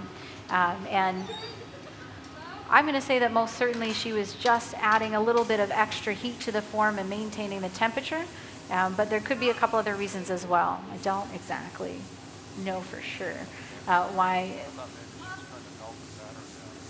No, we've already got the pattern melted flush, so that torch work wouldn't help out with that particular step. But most often the torches are used just to work a little bit of extra heat into the surface. And then with the proper heat as well, you can see that we can squish the glass, really defining the shape that she wants. The tools that we use there, they're just called cork paddles, and they're exactly what they sound like. They're just blocks of corks with handles on them, and we can use them to shape the glass. Some people love that smoky campfire smell, and some people hate it. I personally think it's great. But most glass makers, they're pretty comfortable and into fire, as you might imagine. So working around all these various furnaces, working with the fire itself. And now just a little bit of cleaning there, because the cork paddles, they're going to be burned in, so they're going to have a layer of carbon on the surface. But you saw that there was, some smoke and some sparks and all of that. And so we just want to make sure that we clean up the form. That way we don't have anything left on the surface once the piece is completed. This smaller torch is going to run hotter than the larger fluffy torch, as we call it. So the small one we just call a hot torch, and that's usually closer to 3,000 or 4,000 degrees Fahrenheit, and it's just expediting the process of heating up the nose of the bubble, which is going to be the base of our piece. So we really want to work some temperature into that section of the form, so that we can press it flat to create the base. And we're localizing the heat to this area so that when we press into the form, we don't distort the shape of the sidewalls of our piece. So a little bit earlier, we had the question of how do you flatten the bubble for the base of a vase. And with a shape that's symmetrical or round, we can run a tool on the sidewalls and then press flat with a board like this graphite paddle here. But with a shape like this, that's, oval, we've got, just not a perfectly round form by design, of course, but with a shape like this, we can't hold a tool on the sidewalls to prevent the sidewalls from bulging or anything as we press into the little end of the bubble there to create the flattened base. So we can basically control the glass again by controlling the temperature, localizing the heat where we want to be able to press it flat, using the reheating furnace to maintain the temperature of the whole form. Wherever we've torched it, it's going to heat up the fastest, and we can really get that heat right where we want it to change the shape. And so the use of the graphite versus a wooden board, it's a choice. The graphite's going to take a little bit more heat out of the glass than any of the wooden tools will. And so even though we've spent some time working a lot of heat into the glass where we wanted to change the shape, once we've got it into the shape that we want it to cool down and set up and stick. And so the graphite pulls the heat out of the glass pretty rapidly, and that can help us to basically ensure that we get to keep the glass right where we want it.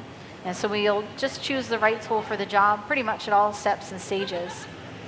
And so you can see a little bit of conversation going on now. Chris is going to most likely be the one preparing that secondary iron or that punty. We already saw that he got it started. And so just a little conversation there. with Nancy for the setup of that.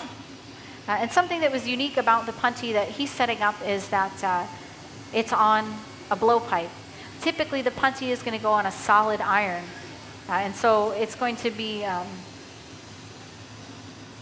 punty that will connect to the bottom that we're still going to be able to inflate the glass through or blow through. And so in order to be able to do that, we need to put a hole in the bottom of the form. And so in that drill is a tungsten rod, which is being heated up by that hot torch. And then we run the drill, and we can get a hole in the bottom of the form. And so this is tricky. Of course, we have to keep the piece moving the whole time, to keep that turn going. If we stop turning, it's going to start to droop towards the floor. So we keep that moving around. Running the torch over the shoulders of the piece now really isn't about getting it hot enough to move around, but it's about managing the temperature in the glass. The lower portion of the piece where we've set in that hole there with the use of the tungsten rod, it's got a good amount of heat in it. We just warmed it up to be able to flatten it. It's the first part of the piece into the furnace, the last part out.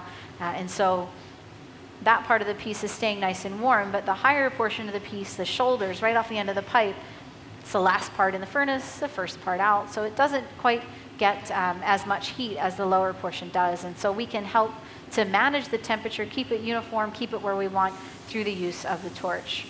Now when we make this piece, we're going to finish up the bottom of the form first, and then we are going to transfer it and flip it around and then focus working on the top. And so, we're just doing some finishing touches here, finalizing that shape, because once we transfer it to the punty, we're no longer going to be able to change and adjust the shape. So we really have to make sure that it's right where we want. And then, of course, temperature and timing are key. So Chris is moving along, creating a punty. He's going to set up a punty that's a little bit like a donut or an inner tube, kind of like a ring on the front of the face of the blowpipe. This is going to allow us to basically create a tube connecting to the bottom of the piece so that we can then blow through that blowpipe and inflate the form once we have it flipped or transferred around. And so we've got the team more or less there in a holding pattern. They're watching over the piece, maintaining the temperature, and then Nancy's setting up that punty. This way she can make sure that it's going to be exactly as she needs it to be for the form. And so we do have some close-ups of that. You can see there the ring that's created. We cut away and trimmed away some of that glass so we had the proper height. And this kind of creates a crown-like texture, squeezing the glass with the tweezers. And then as long as we manage all the temperatures just right, we'll be able to attach this punty to the bottom of the form. The base of the piece and the punty need to be at the right temperature to create this attachment. But we don't want anything to be too hot or too cold. The transfer process is very challenging when you're working in glass. All these temperatures have to be perfect for this to be a success.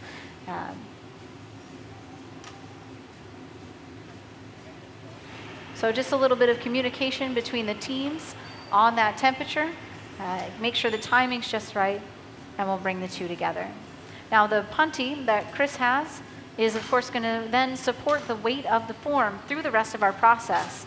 It has to support the weight of the piece that we have, and then we're going to manage the heat of that connection so that we can go through the rest of our process and apply the second half of this sculpture, creating our finalized figurative form.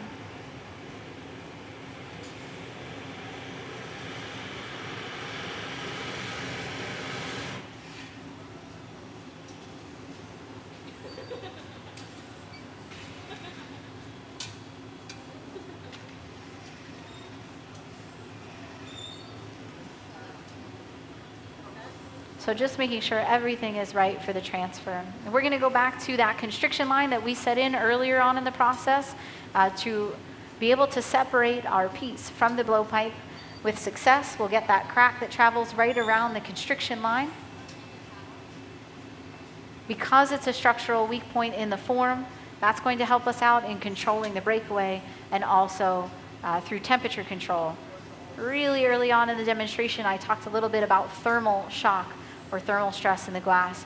This takes place if we cool the glass too rapidly below about 1,000 degrees Fahrenheit. And again, we don't have ways to read the temperature in the glass. We just rely on our experience and understanding of this material to be able to do this successfully.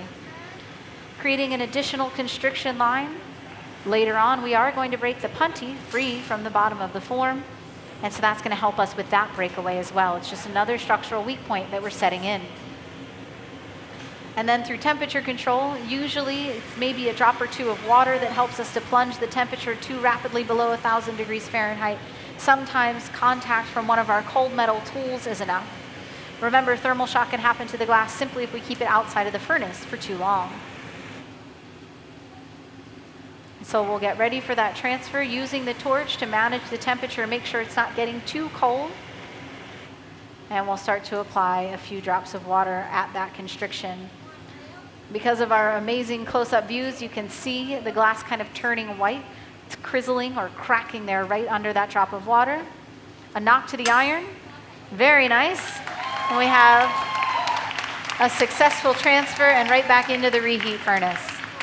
All right, very nice.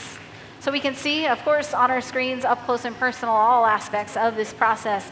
We have that nice clean breakaway from the pipe.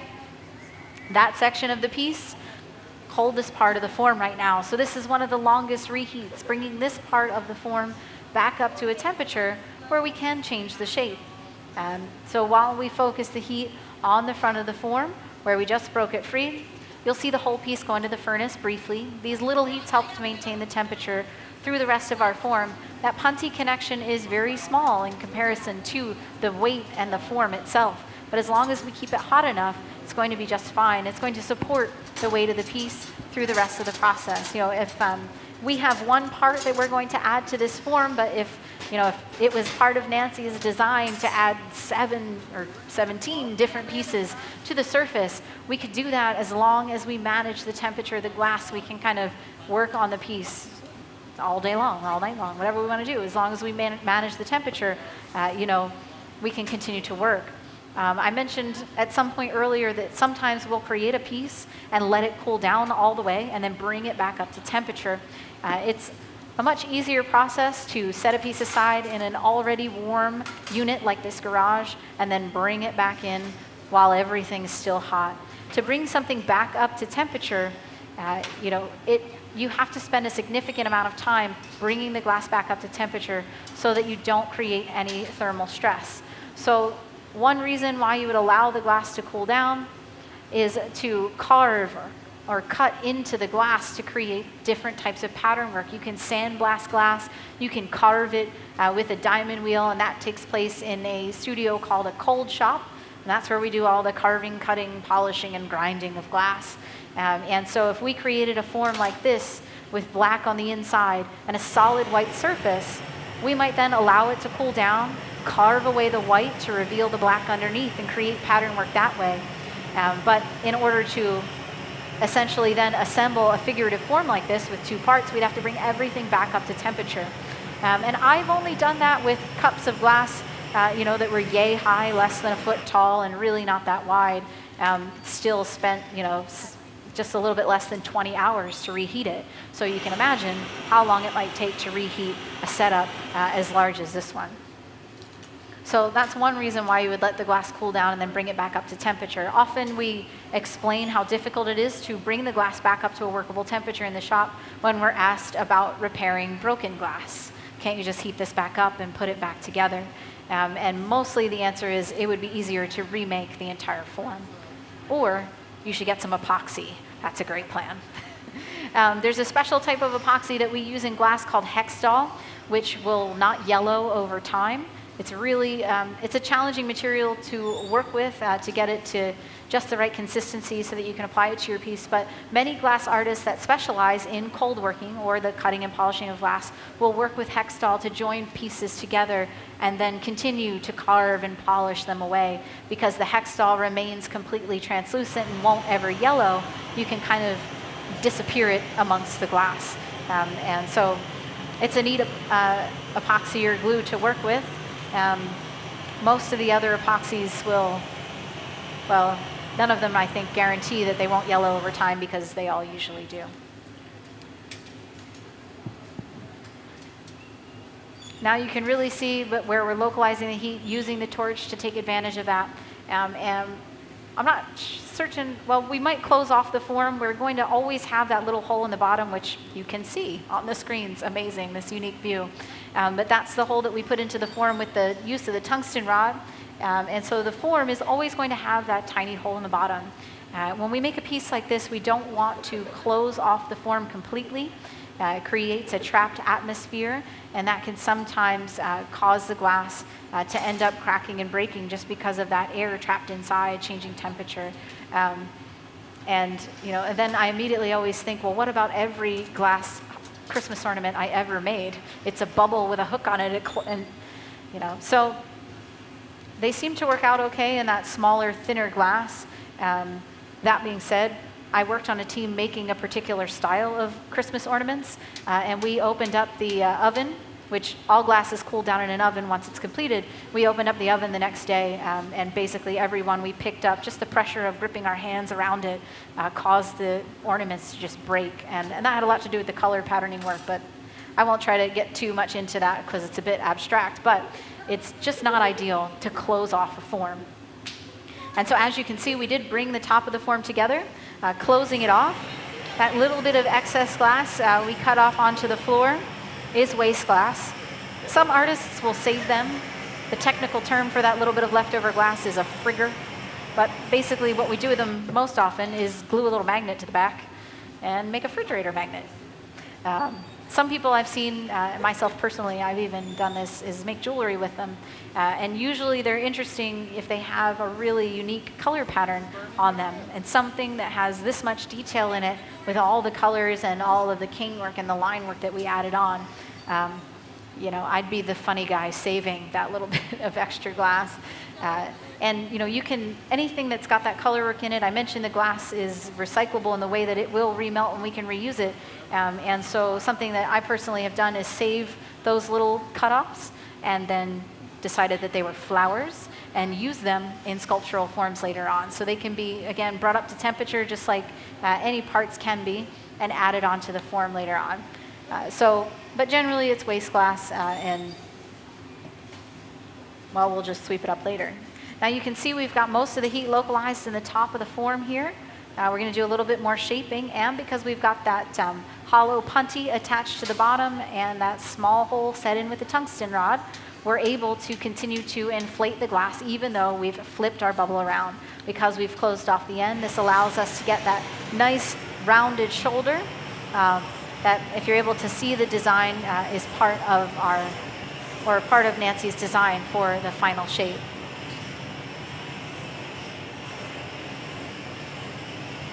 Again, really just working to set the heat in where she wants to change the shape.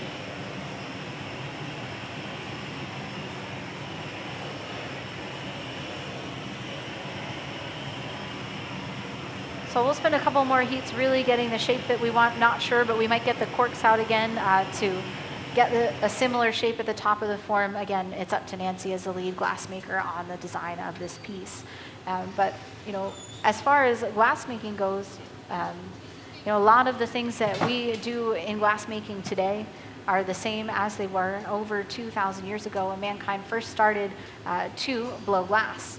Mankind's been working with glass a little bit more than 4,000 years, but the earliest glass pieces were cast or solid. If you went through our museum today, through our historical galleries, you might have seen some small vessels that were made through a process called core forming.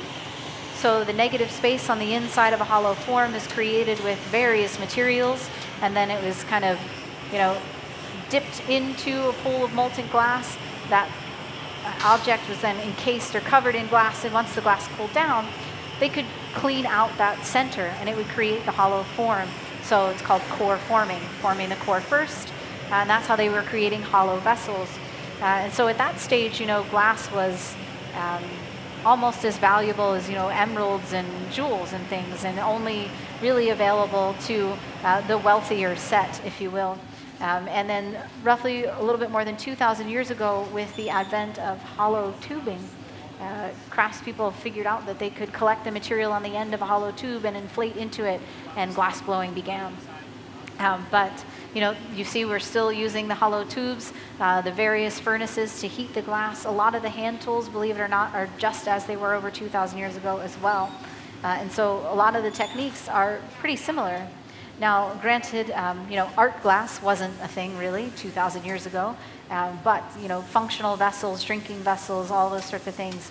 But when mankind started to blow glass, it created basically the availability of this material for everyone.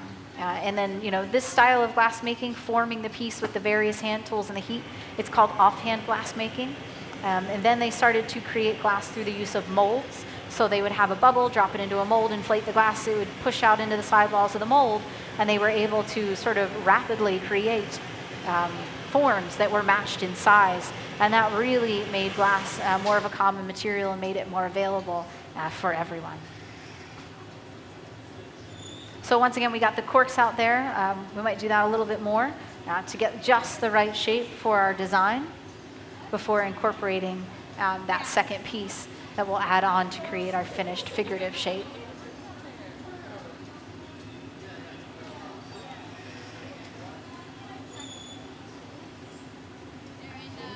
The black glass again really showing you the heat. Now, we usually keep up the constant turning to keep the glass on center, but of course this isn't a form that's completely symmetrical, but they are communicating basically flip is happening so that as they pause to press into the glass, it's not sagging down too much. Everybody overhead has like a really great view and all the smoke happening, I just noticed. Everybody's all right with it up there. But this building that we're in, actually, the shape of the building draws the smoke upward. On top of that, the structure here where all of the furnaces are, it's a hood, and that is a ventilation system as well. And the smoke sort of just, it's going to go up anyway, but it's drawn to the rooftops here and also out through the ventilation system behind the hood. Now, I'm not sure how close we are, but our garage unit here, it actually has two temperature readouts. It has a cold side over here and the hot side off to the left. And so when we set a piece of glass into this garage that we're going to come back to later on, we'll set it on the cold side. It's warm enough that it won't crack and break, but not so hot that it will move around. Before we introduce it to the 2,000 degree environments of our reheating furnaces on the stage, we'll start to work the glass over to the hot side of the garage. So it's a little bit of preheating that takes place. And so when we get a little bit closer to that part of the process, you'll see someone working on that as well. And understanding that timing, again, years of experience. And of course, most of us saw this the first time, but we were able to add another opening in the form. So this lets me know that we are no longer going to be inflating the shape. So we won't get it so hot that it starts to move around. We won't be able to inflate it anymore because now it's essentially open at both ends. So we've got the final shape for the body of our piece that we want, but we still have to keep, maintain the temperature. And so we'll still continue with those quick overall flash heats.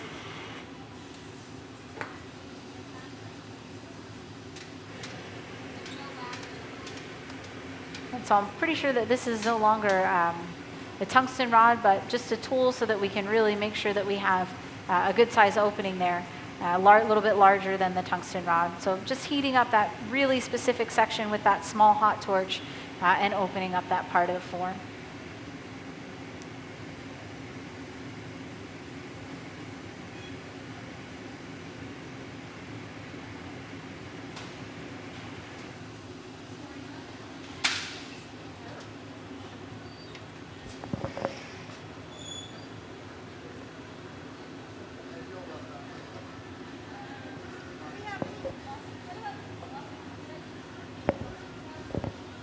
All right, so as far as how are we going to actually attach the next portion of the piece, it looks to me, Nancy's got some tongs there, that she's essentially going to grab a hold of it and place it onto the form.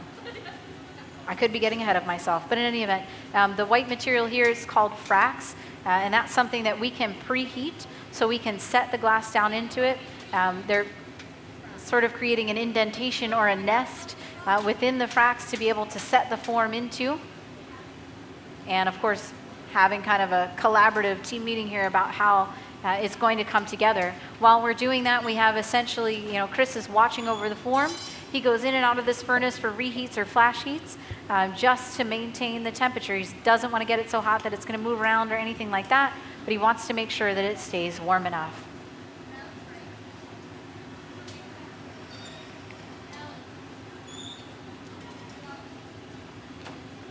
All right, so we're starting to work over there at the garage, bringing the form or the piece that we're going to use onto the hot side there. And you're not quite able to see it, but a little bit more inside that garage is the burner. It's in the corner, and that's going to be where we have the most intense heat.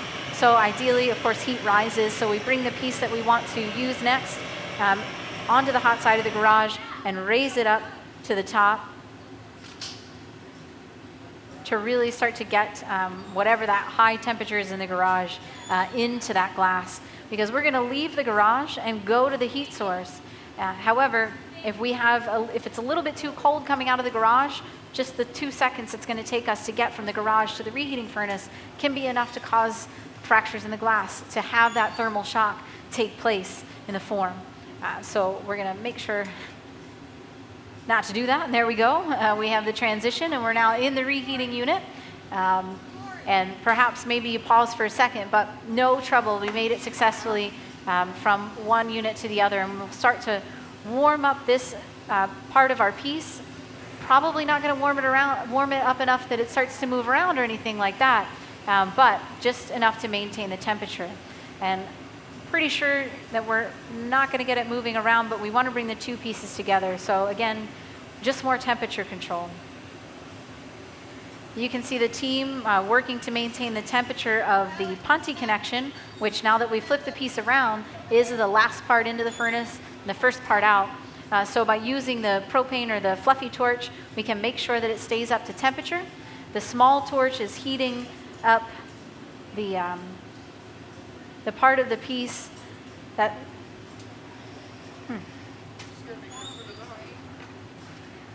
it can come with you a little bit.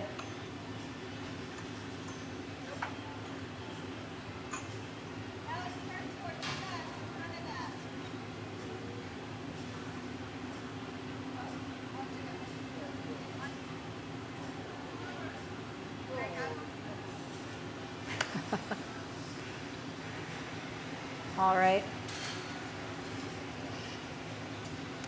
Okay, so we're maintaining the temperature of our punty, and with the small torch, we're heating up basically where we're going to attach the second part. We don't want, the whole body or the whole head portion to be moving around. We need them to just be heated where we're going to bring the two pieces together.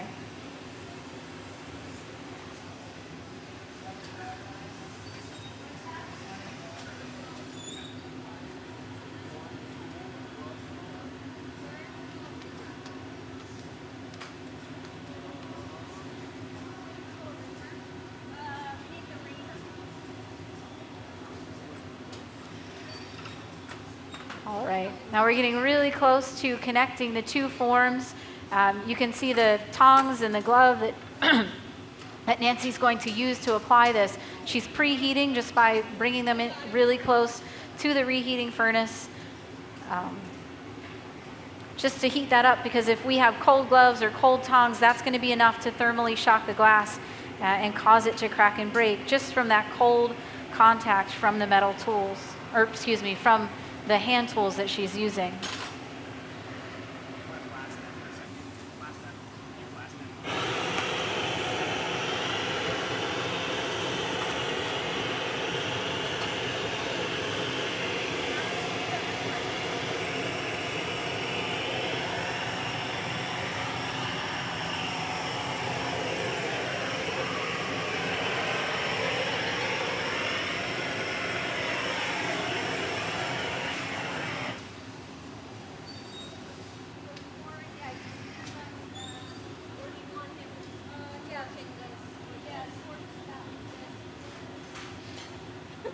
continuing to prepare. You could see we're torching some of the hand tools that we're going to use. Nancy looks over both halves of the piece as we get ready to bring them together.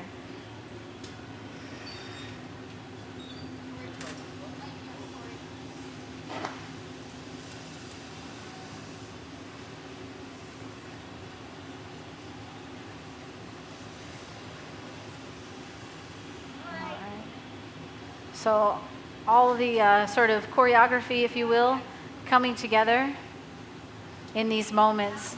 Dane chills the constriction line on the smaller form. We'll set it into that small little frax nest, separating it from the blowpipe, heating the little edge. Nancy's got everything preheated, so she'll be able to sort of scoop that up, bring it over to the form. We've got Corey heating up the connection points and also managing the temperature, the punty. And Chris is ready once we have the two pieces applied together to be able to go right into our reheating unit. We don't want to waste any time. All right, so you can see there we've got a nice connection, but the connection point is the hottest part of the piece, and so that's where we're getting a little bit of movement. And so Nancy can work to set it just where she wants it, communicating, of course, with the team, and sending it now that it's connected to the reheating furnace. All right, very nice.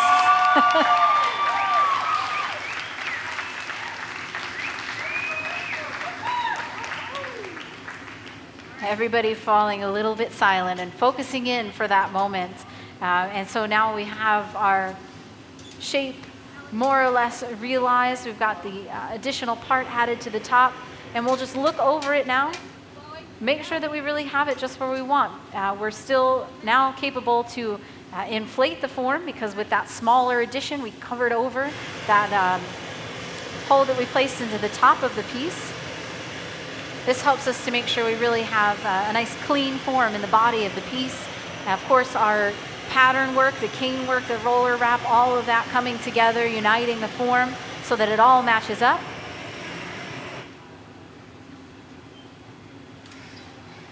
And we'll make sure that we've got everything just where we want it. Now, every piece of glass that's created has to cool down very slowly so that it won't crack and break. This is going to take place in an oven cauldron annealer, and they surround the stage. And so the team knows where they're headed. I'm not exactly sure, but these ovens, when we're going to use them, they're warmed up to about 910 degrees Fahrenheit. When we place the piece in that oven, it's probably closer to around 1100 degrees Fahrenheit. Again, we don't read the temperature, it's just experience and trial and error. But when we set the piece into the annealing oven, we don't want it so hot that it continues to move. We don't want it so cold that when we shut the annealer doors and the computer brings the temperature back up to 900, that it's going to experience any thermal stress. So we'll set up the heat in the piece for that before getting ready to place the object inside of the annealing oven. Now, someone is going to basically be the winner, and I think it looks like that's going to be Dane. He is going to get to hug the piece and set it inside that 900-degree oven. Now, in order to do that, he'll get out some of our protective gear. This is the silver suit, just some more heat-resistant material that is going to shield him from that heat, and he'll also use Kevlar gloves, and this will all help him to grab a hold of the form, and he'll have just a tiny bit of time to be able to keep his hands and arms around the glass piece before he even really starts to feel the heat. Got to get a quick photo.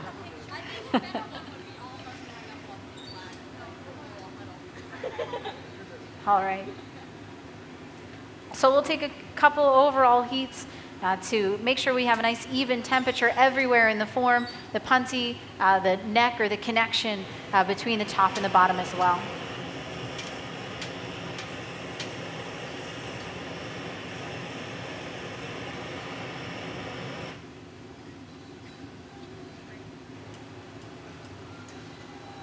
All right.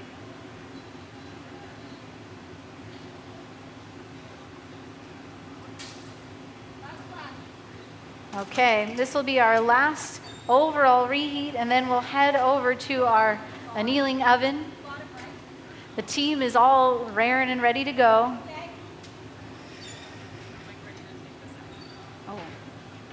We've got glass blowers in the side, getting ready for the action shot. So just as Nancy did, Dane's going to preheat the surface of the gloves. Don't want to create any thermal stress in the glass. And so I'm over here in the corner because this is the oven that we're going to use. So once Dane has the piece, he'll head over to this annealing oven. Yep, this one's up. Yep. We've got some of that white frax on the inside to create basically a comfortable place for the piece to land. A little bit of water and thermal shock, a knock to the iron. The piece breaks free. Looks like some fire polishing there on the bottom, melting away any little sharp edges. And we'll head over to our oven and set it inside. All right, and we'll get a closer look at that piece in a few days. Ladies and gentlemen, Nancy Callan and her team, Corey, Dane, Chris, Enon, and Alex. Fantastic demonstration for our live stream. And our special guest artist, Nancy Callan. Beautiful work, fantastic job.